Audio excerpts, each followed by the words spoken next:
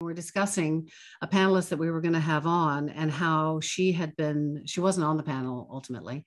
Um, how she said that she had been repeatedly called the N-word. And I was so upset about this. And so we were planning the panel, and I used the whole word. I have never, would never call anyone that. And it wasn't on the air. It was just on a phone call, but still, I shouldn't have used the word. And so I apologized immediately when I realized that I had hurt people. And then I apologized publicly.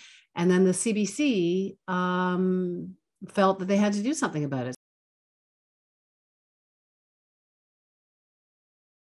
All of a sudden, the 40 years of me fighting to tell important stories about underdogs and being a good journalist and also the news of the day, all of that was basically thrown out the window, and I was basically thrown under the bus by my employer of decades, and used to make the case that they didn't have a racism problem, that I was a problem.